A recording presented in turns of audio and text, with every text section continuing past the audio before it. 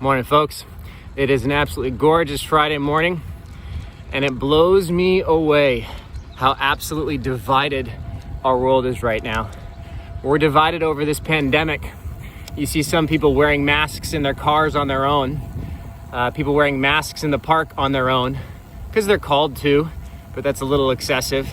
And then you also see people who believe that the pandemic never even really happened, that it was just a power grab from the government. And then you have the Black Lives Matter, All Lives Matter, racism, protesting. Good grief, we are divided. And there's good thoughts on all those and bad thoughts in all those, on all those different sides. You got politics. Some people who think that Trump can't do anything right. Others who think that he cannot do a single thing wrong.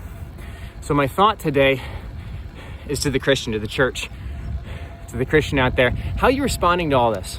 How are you responding to all of these issues that are big deals?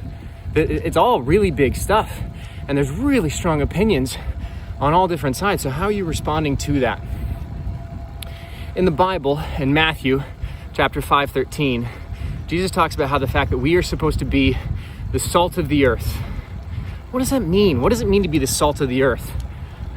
It's a good question. Right after he says that salt that loses its flavor is only good to be tossed out into the street so it can be trampled on.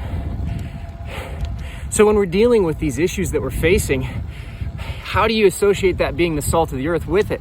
Does it mean that you're supposed to be salty and vigorous and have a really strong opinion? I think that could be over-salting something. We all know that tastes horrible.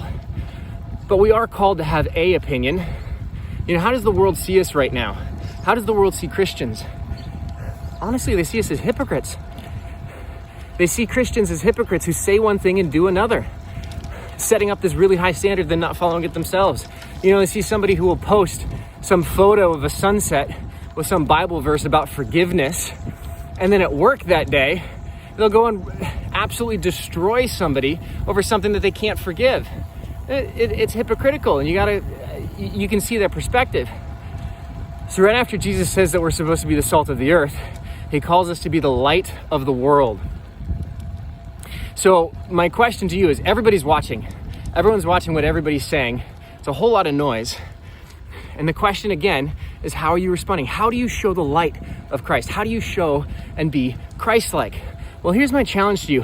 What if when you fly off the handle, which you're going to do because you're human, you immediately, if you are a Christian, the Holy Spirit's going to convict you.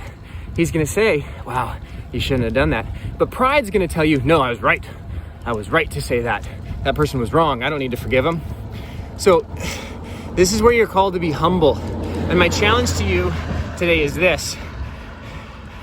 I think that being the light of the world does not mean that you're a freaking bullhorn screaming at the top of your lungs the answers to everything, but you simply show people how you deal with the issues that you face. So what I mean by that is, let's say that you do make some post in the morning about forgiveness, and then that day at work, you absolutely fly off the rails on someone. Then you realize, wow, later on, I shouldn't have done that, and you're convicted. What if right then you go to that person and you say, wow, I flew off the rails there.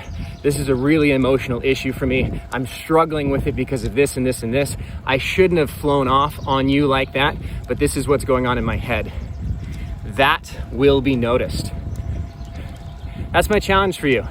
You don't need to have all the answers, but you do need to show how you solve them or how you deal with what's going on in life. Because that, I do believe, is what makes the Christian stand out, is that we're all broken.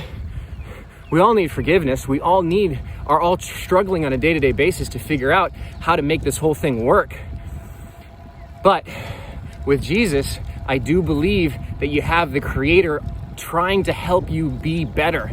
So admit when you make a mistake, admit that when you're wrong. And now I'm just rambling. So I'm gonna let you go and finish my bike ride. Have a great day. But just remember, try to be the light of the world and the salt of the earth. Don't be too salty and don't be aggressive, but just show people what it means to be a Christian. That's it. Have a great day.